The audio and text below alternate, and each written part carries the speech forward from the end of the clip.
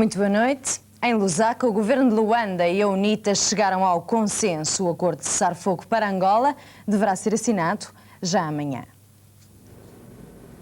Em Lusaka houve finalmente consenso. As delegações do governo de Luanda e da UNITA concordaram num cessar-fogo para Angola.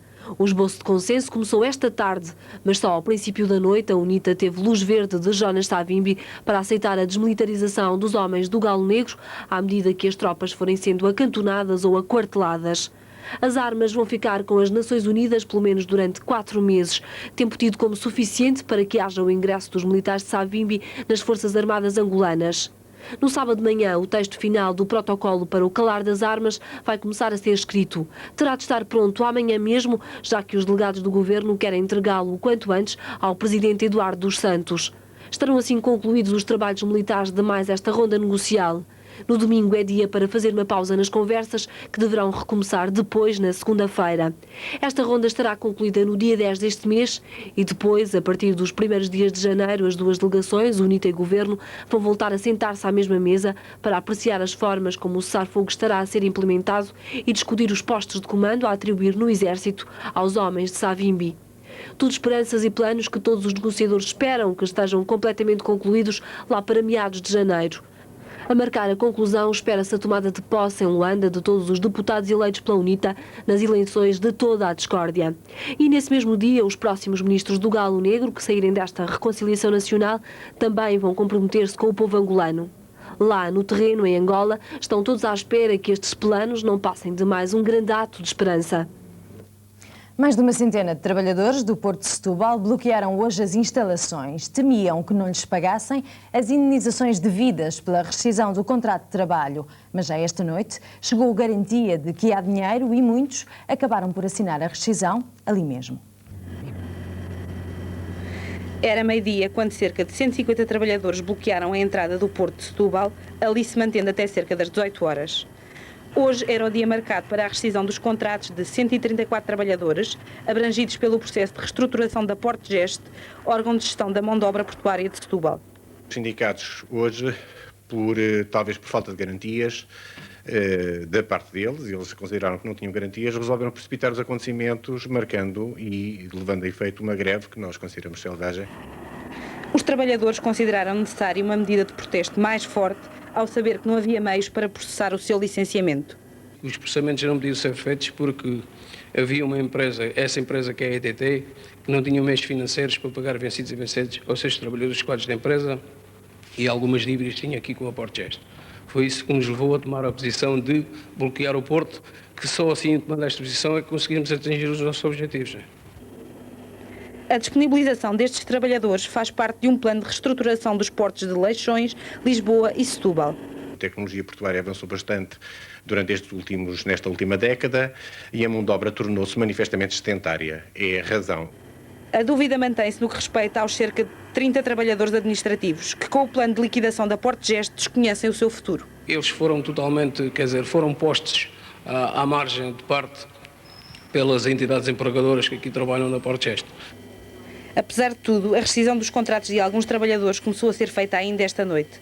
Agora, resta aguardar. Quem manda é Cavaco Silva. Quem dita a política do emprego é o primeiro-ministro. Falcão e Cunha, o novo senhor da pasta, apresentou-se hoje em entrevista à RTP como mero executante.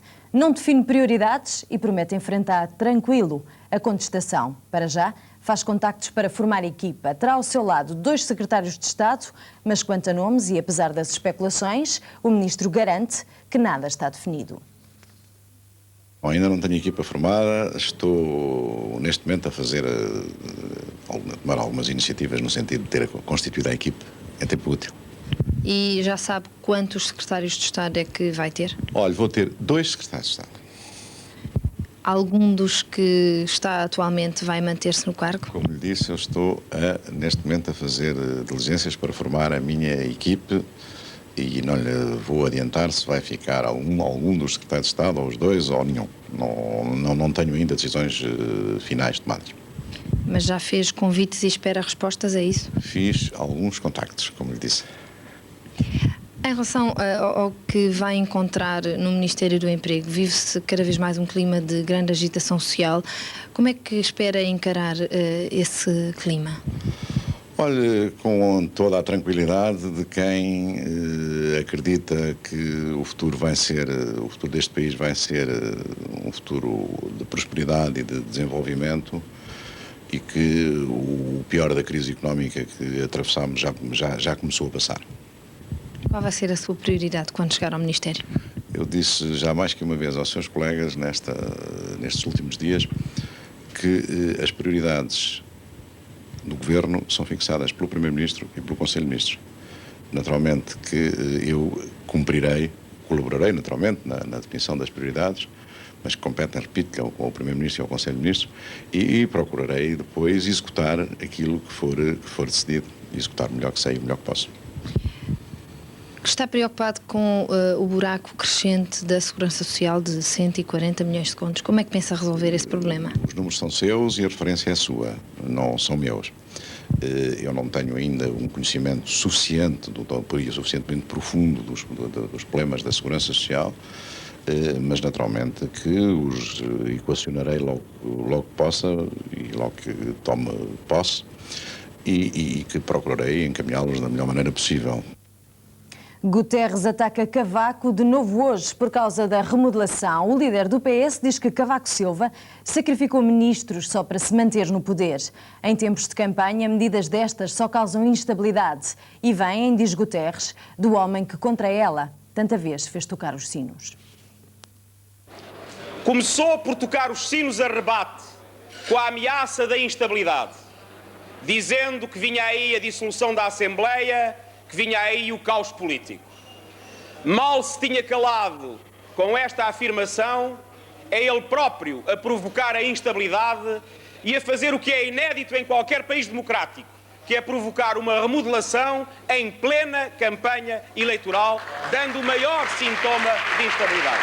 Não pode deixar de impressionar que um primeiro-ministro que sempre se afirmou imune a pressões, que sempre disse que as suas convicções se manteriam em todas as circunstâncias, seja capaz de sacrificar um Ministro da Saúde em dia de greve dos médicos, sacrificar um Ministro da Educação em plena crise educativa, no fundo de oferecer a cabeça de 4 ministros numa bandeja às oposições e à sociedade apenas para que ele próprio possa sobreviver no poder em Portugal. E com o Natal à porta, a companhia aérea alemã Lufthansa deixa-lhe uma prenda. As viagens vão baixar de forma drástica. As outras companhias europeias já responderam de imediato e da mesma maneira. Preços em baixa a pedirem voos em alta. Abriu a campanha de saldos nas companhias aéreas europeias. Quem tomou a iniciativa foi a Lufthansa. O anúncio hoje feito em Frankfurt veio provocar uma autêntica reviravolta no preço das viagens aéreas na Europa. É apenas uma estratégia de mercado para recuperar a procura, comentou a propósito um porta-voz da companhia aérea alemã. Com esta campanha, que vai durar até março, uma viagem entre a Alemanha e a França chega a custar metade do preço. Outras companhias europeias já lhes seguiram as pisadas nos voos com a Alemanha. A Air France, por exemplo, propõe reduções que atingem 75% da tarifa completa. Os ingleses falam em preços que variam segundo a hora e o dia da semana em que se viaja. Os escandinavos da SAS, que transportam 14 milhões de passageiros por ano, propõem 75% de desconto em todos os destinos da União Europeia, exceto para Portugal. Ouviram bem? Os holandeses da KLM entendem que a concorrência é a palavra de ordem da liberalização do mercado europeu. Lembram, entretanto, que já baixaram os seus preços. Os italianos também propõem preços reduzidos durante a estação baixa. Das companhias aéreas de Portugal e de Espanha, nada consta, por enquanto. Aguardemos para ver. Pablo Escobar, o barão da droga, foi hoje a enterrar, mas em Medellín, na cidade quartel-general dos traficantes, só a polícia se lembrou das acusações de tráfico de droga, de atentados à bomba, da morte de candidatos presidenciais, magistrados e jornalistas, tudo a mando de Escobar. Para o povo de Medellín, o rei da cocaína até podia ser um assassino, mas acima de tudo era um herói, daqueles que até dá casas aos pobres. Um verdadeiro mar de gente presta homenagem a Pablo Escobar. Estes admiradores do senhor da droga são sobretudo pessoas muito pobres. Vivem em barracas que Escobar mandou construir e por isso estão-lhe reconhecidas. A mãe de Escobar dá-lhes uma certa força. Él era muy valiente. Lo que sí estoy muy sentida es con unos policías que cuando nosotros llegamos con ese dolor, con esa pena al anfiteatro, empezaron a decir cosas muy dolorosas. A multidão nervosa e impaciente fincou o pé à porta do cemitério onde o corpo do senhor de Medellín está a aguardar o funeral. Foram chegando mais e mais até que o espaço foi ficando pequeno para tanta gente e o nervosismo cresce. El comunicado que mandó Pablo. En ese comunicado está la lista de todas las personas a quienes ustedes pueden ir a preguntarles por los atentados, por los asesinatos, por las masacres en los barrios populares. Bairros populares e ruas de Medellín que estão completamente cercadas pela polícia. A mesma força que há 24 horas abateu o barão da droga. Foi ontem, dia em que Escobar festejava os seus 44 anos e resolveu matar saudades da família com um simples telefonema. Um igualmente simples descuido que lhe trouxe a morte. Foi abatido neste telhado por uma força conjunta do Exército e da polícia. Em fuga desde julho do ano passado, Pablo Escobar era acusado de tráfico de droga, de ter assassinado 3 candidatos presidenciais, dúzias de magistrados, jornalistas, políticos, e era ainda acusado de ter colocado bombas em dezenas de edifícios em Bogotá e Medellín. Pablo Escobar está morto, mas a população teme que a violência regresse, agora em forma de represália. Mas as autoridades colombianas já avisaram, a luta ao crime organizado vai continuar e que se desenganem os que pensam o contrário. PC Farias, o responsável por um dos maiores escândalos de corrupção de sempre, já chegou ao Brasil. O caso PC Farias fez cair Collor de Mello do poder. Farias era procurado há 5 meses e acabou por ser apanhado na Tailândia. Mas à chegada, a polícia deu-lhe um tratamento especial. E sabe porquê? Porque tem um título universitário. Há países em que vale a pena ser doutor. Paulo César Farias já se encontra preso em Brasília. O homem mais procurado nos últimos meses no Brasil e responsável pelo escândalo que levou à admissão de Collor de Mello, chegou sem algemas e foi instalado numa sala da Polícia Federal.